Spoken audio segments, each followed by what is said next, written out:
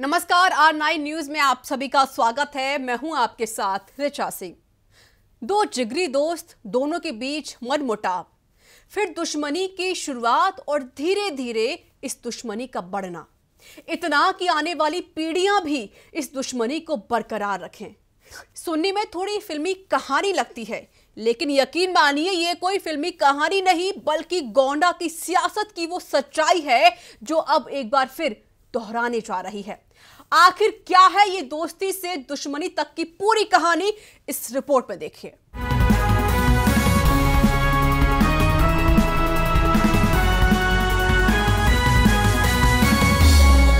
जैसे जैसे यूपी चुनाव के दिन कम होते जा रहे हैं, सियासी दिग्गजों की दिल की धड़कन बढ़ती जा रही है। कई सीटों पर तो सियासी दिग्गजों के बीच करो या मरो वाली स्थिति बनी हुई है। गोंडा सदर सीट का हाल भी इन दिनों कुछ ऐसा ही है।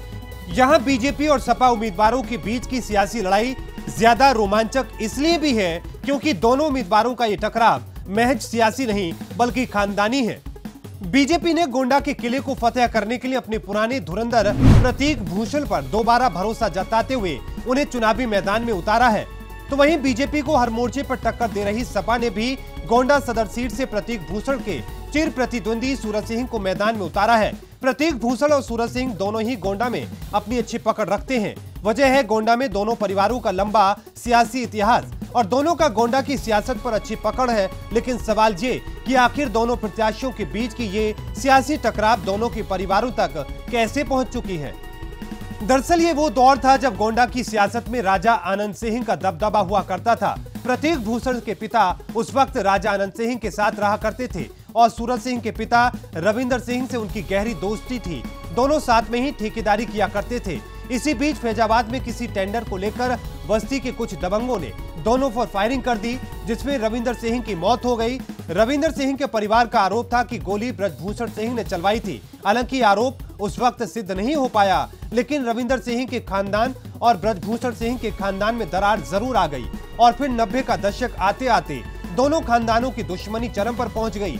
दूसरी ओर राजा आनंद सिंह के साथ रहने के कारण ब्रजभूषण को सियासत में आने का मौका मिला और वो बीजेपी में शामिल होकर एमएलसी का चुनाव लड़े और राजा आनंद सिंह के सियासी दबदबे के कारण वे बलरामपुर से कई बार विधायक रहे, मान बहादुर सिंह को हराने में सफल रहे। उस वक्त बलरामपुर गोंडा में ही आता था। एमएलसी का चुनाव जीतने के बाद ब्रजभूषण सिंह ने कभी पीछे मुड़कर नहीं देखा। ब्रजभूषण सिंह को बढ़ता देख उन्हें चुनौती देने के लिए रविंदर सिंह का परिवार भी सियासत में आया। रविंदर सिंह के भाई पंडित सिंह सपा में शामिल हुए और चुनाव लड़कर विधायक बने। इसके बाद दोनों ही परिवारों की सियासत गोंडा की दिशा और दशा तय करने लगी। अक्सर चुनावों में एक दूसरे को कड़ी टक्कर देते रहे। दोनों परिवारों की दुश्मनियां भी सामने आती रहीं और एक दूसरे के प्रति विरोधात्मक सुर भी गूंजते रहे। लेकिन परिवारों की दुश्मनी सियासत में कभी खत्म नहीं हुई। अब ब्रजभूषण सिंह के बेटे प्रतीक सिंह गोंडा सदर सीट से चुनावी मैदान में हैं, तो सूरज सिंह भी एक बार फिर खानदानी दुश्मनी को सियासी अंजाम देने के लिए उनके खिलाफ खड़े हैं। दोनों सियासत की अच्छी समझ रखते हैं और दोनों की गोंडा की जनता के बीच अच्छी पकड़ मानी जाती है और चुनावी हवा को देखते हुए ये कहना भी कठिन नहीं है कि बाजी किसके हाथों में होगी। लेकिन एक बात साफ है कि गोंडा की सियासी लड़ाई दिलचस्प जरूर होने वाली है। Bureau report, R9 news.